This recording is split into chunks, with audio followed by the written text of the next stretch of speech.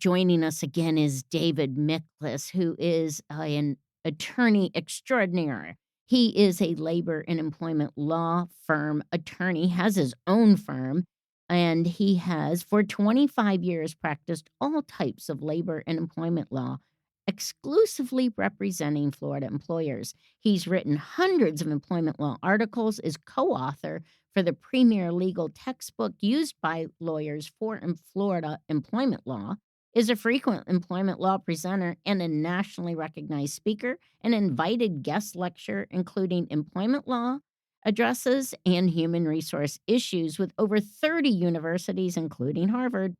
Mr. Miklas graduated from the University of Florida College of Law, and we're so glad to have him back. For our podcast disclaimer, please visit the episode description.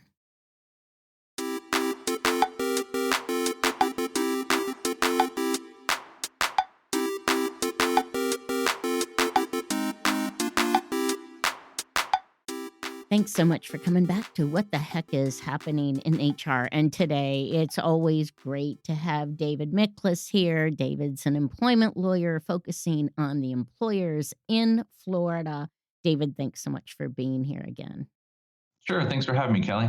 So, David, I love doing this segment with you because we have so many stories, and you have amazing court case stories, and you have stories on what we can do to prevent the shaking my head stories that we're going to come up with today. Share with me one of your shaking my head stories. Sure. And a lot of times I give you court cases and the EEOC and all that. Today, I thought of four specific things, all from the Department of Labor Wage and Hour Division investigations that I've handled. One of these involved a client that hired me to help them with one specific job site that was being investigated by the Department of Labor. That client failed to tell me about 9 separate additional locations that they had. Now, they had them under separate corporations, but in the big picture, there's a test that's used. It's called an integrated enterprise. And pretty much, if you still run it as one big enterprise and you commingle employees and order a whole bunch of things and just have it shipped to different places, it still operates as one location. And what happens is that it expands the Department of Labor investigation. And, rather than just talking about maybe, 10 employees that weren't paid properly, now we're talking about, pretty much 10 times that amount.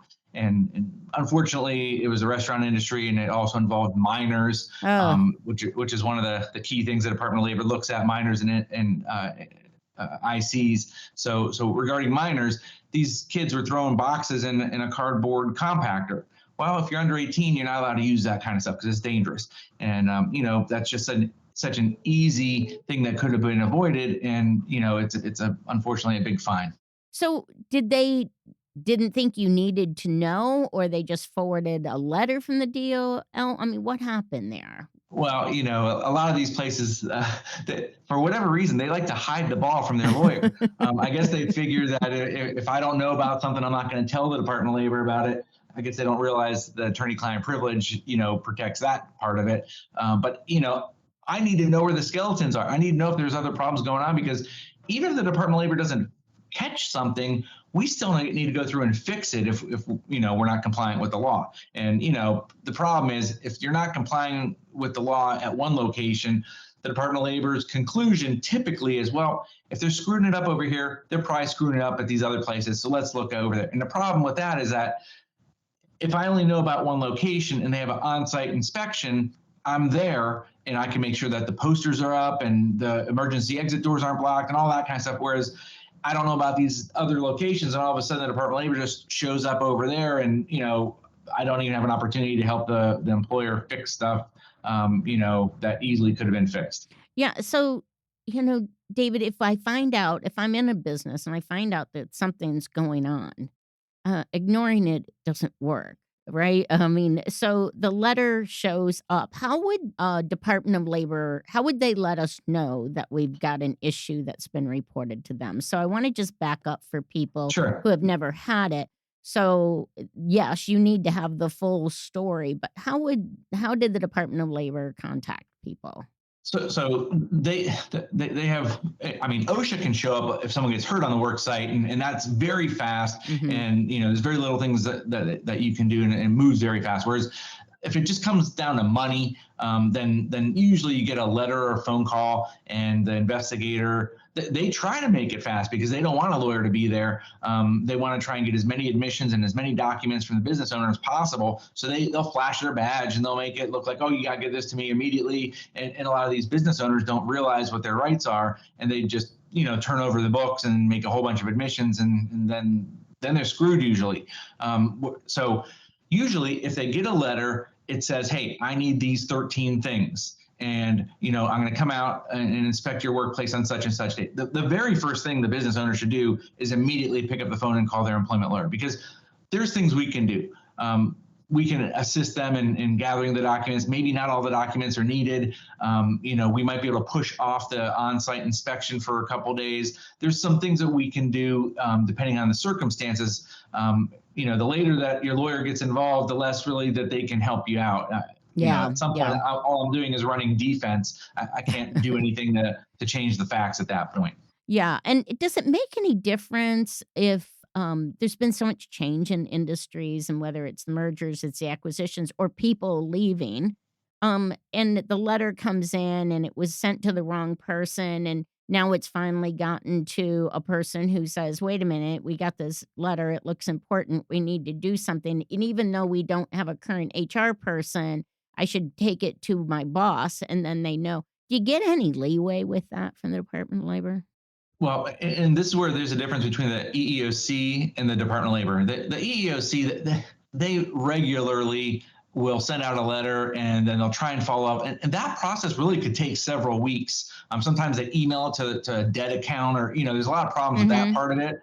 The Department of Labor, they'll just show up. If you don't respond promptly, they will literally just show up at your workplace, and they'll start, doing an investigation. Wow. And that's never good. You never want them on the property doing this stuff. If there's anything you can do to avoid that, to streamline it, to make it more efficient, basically a business would want the Department of Labor inspector on the property as short as possible, because the longer they're out there, the more they might uncover something or they may see something that they otherwise wouldn't have seen. Yeah, yeah, and I always encourage folks that if they don't have an employment lawyer, to get one, so that you have someone to call and you have someone to bounce ideas over. Even if you're the HR person, that you have somebody else be able to go, "Does this make sense? Do you see any other options?"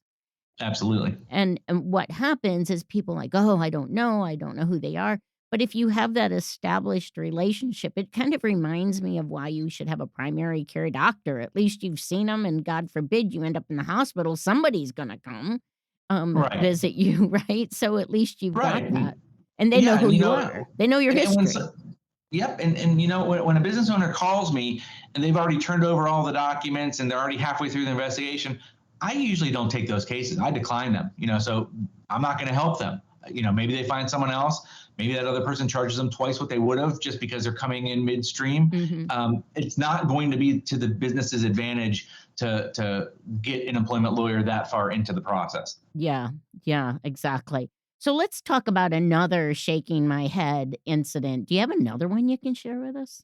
Sure. I had another issue which involved a restaurant that wanted to quote unquote help employees make more money. And in that case, they agreed to let the employees work basically for tips only after 40 hours. So they paid them properly the first 40 hours. What? Most of the way. They did make some mistakes because they shared tips with the back of the house. They shared tips with managers. Sometimes you can share with the back of the house. It really depends on if you're taking the tip credit or not. At the end of the day, once the Department of Labor gets involved, even if they're only looking for one thing 1 week, once they get involved, they're looking at all the employees that you had for the last 2 years, even former employees, and they dig into everything. They look, okay, did you dock them pay for a 19-minute break, which is illegal. You can't do that. You have to give them a paid break if it's 20 minutes or less. So when they add up all this stuff, I mean, this was $800,000 in exposure. Wow. If they had called me a couple months earlier, or ideally a couple years earlier, and we, maybe spent $1,000, $2,000 and did an audit and got everything all lined up, they wouldn't have had any of this liability. So that's Mhm. the kind of thing where, penny wise and pound foolish. Yeah. Oh, that's just horrible. Well, who would think it's a good idea to just work for tips after 40? I mean, where do these Well, ideas come from? that's a great question. And a lot of this involves whether you call them illegal aliens or undocumented workers. It tends to be in certain industries. Mm. The food service industry has it, especially when it comes to like Mexican restaurants and things like that, where maybe a lot of the workers might be undocumented. They're scared. They're scared of INS. They're scared of going back to Mhm. Mexico, all that kind of stuff. So they're not going to rock the boat. They're not going to complain typically. All they want is more money. And yeah, it's not time and a half, but to them it's like, well, instead of making whatever $800 this week, I'm making 1,000. Even though legally they should have even made more money, to them it's like, well, at Mhm. least they gave me the additional hours. Yeah. And Are we seeing more of that because of the current situation? I think the problem is the business owners, like for instance, a Mexican restaurant or Indian restaurant or something like that. The owners tend to be ignorant and they actually don't know what the laws are over here sometimes, and that is the problem. Mhm. Maybe in Mexico or in India or somewhere else, they could have done it certain ways, and maybe all of their friends that have these kind of restaurants do it that way. But that's not a defense. Not like, well, everyone else is doing it. That defense doesn't work with the government.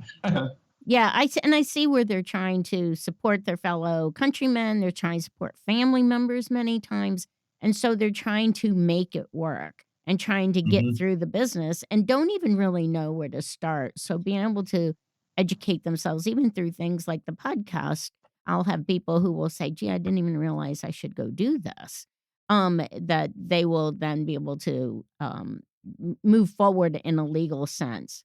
Do you have one more for us? I do. Oh, great. This one involved a business that classified half of its workers as contractors, but they did the exact same thing and sat right alongside of the other half that were classified as W-2 employees. There. And when they got caught, the business claimed that it would go out of business if it had to pay, back wages for the unpaid overtime, if it had to pay the liquidated damages.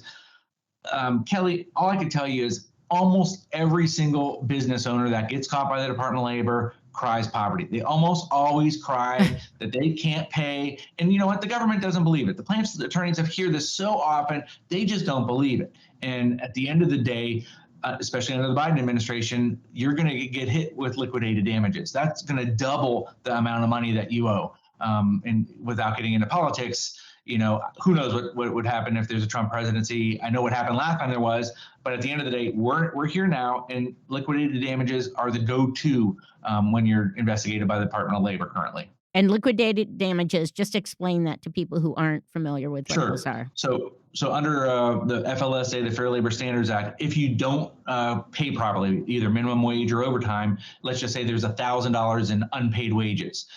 You have to pay that employee back that $1,000, but then also the government makes you pay back liquidated damages, which is an identical amount. So if you owed $1,000 in unpaid wages, then you owe that same $1,000 plus an additional $1,000, and that's intended to punish the employer. And if the government's involved, then that's it. Now, unfortunately, you have to do it with all the employees. If a private attorney's involved, then on top of that, you're also going to have to pay their reasonable attorney's fee. Yeah, thank you for that. So I'm gonna have to go get a hairbrush because I'm shaking my head so much at this point. I'm a mess. So, David, thank you so much for sharing some of these scary stories with us, but they're real and they are so easily avoidable. And that's why we share this important series. Thanks so much, David. Thank you, Kelly.